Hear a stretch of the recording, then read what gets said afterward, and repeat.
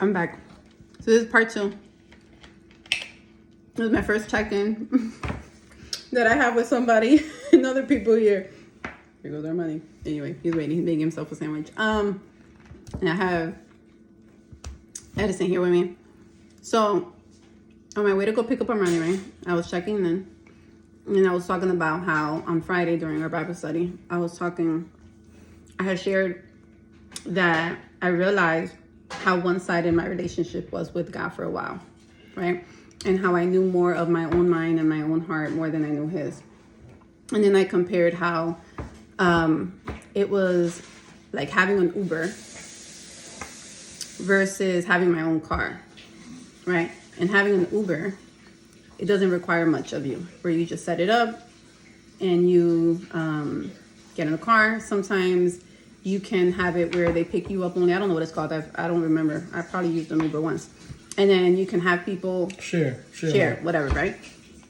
And then, but so there's not much you got to do. You just pay whatever fee and it takes you to where you need to go. So there's services still that are provided to you to get you to where you need to go. But as far as having your own car, you have to maintain it. You have to make sure that you're mindful, right? With what type of oil you use, what type of gasoline, not letting it run too low. And then I was talking about how also you're in control of what you listen to, right? Whereas an Uber, they may give you the choice or they may not. You got to listen to whatever it is that they're listening to. And then also what made me think about this thing now that I'm going to share is before Armani got in the car, I'm like, I even have control of who I allow into my car. So this car is representing my life and my journey with God, right? Yes. And so what are your thoughts on the importance of being mindful while on this journey with the Lord, right? Because you partner with him. And just as I'm all over the place, but just follow me. So in driving, I didn't know how to drive. You actually taught me how to drive. And little by little, I made improvement. But even my first year of driving, please don't judge me. I got in 3 accidents. By the grace of God, nothing like crazy happened, and nobody got hurt.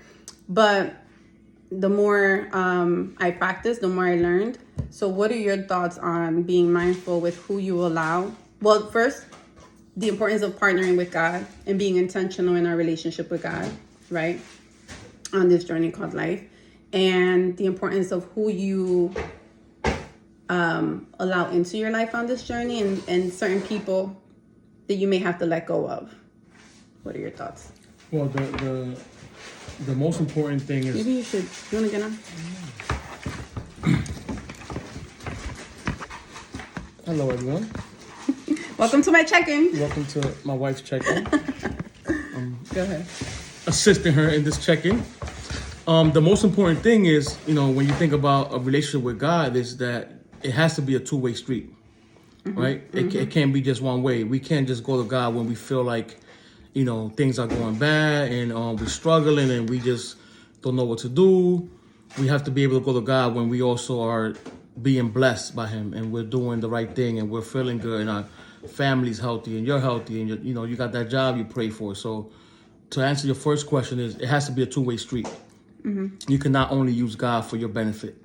You got to be able to give him as well the same love and attention that he gives you, either to reading the word or studying or Bible study or listening to worship, whatever is it that work for you. You have to make sure that you're also going above and beyond, because he will always do more than we will always do, but try your best to be go above and beyond without having to be perfect, but obeying him and doing what you have to do. Being intentional. I don't think you have to go above and beyond. Being I think intentional. Just being intentional. Being intentional. And being real with where you at, with where you're at, And to having that relationship with him. Your second question was? Being mindful of who you allow on this journey. Yeah. Oh yeah, that's huge. That's right? I think that's... even in therapy, you also share a lot about people, places, and what is it? People, places, and things. My God. Being a little loud. Okay, people, places, and things. Yeah. Oh no, that's definitely key, because if you allow people in your journey with God that are not aligned with God or aligned with your journey with God, they could easily distract you from your purpose in life, and they could distract you from every different angles and kind of guide you away from God without you knowing it. So, and I think it's also important to have boundaries. Yes. That's part of it, right? I mean, I don't think that the person has to. I'm sorry. So it's back to me real fast. I don't think. First of all, you like my phone? Mad old school. It doesn't work. It came with the house actually, and we thought that it was cute because it was a little viejita that used to live here, and they renovated her kids, and I'm like, it's a little touch of her. Anyway, the importance of setting boundaries is super necessary, and I think that when you set boundaries, not everybody is comfortable with it, right? So you take the risk.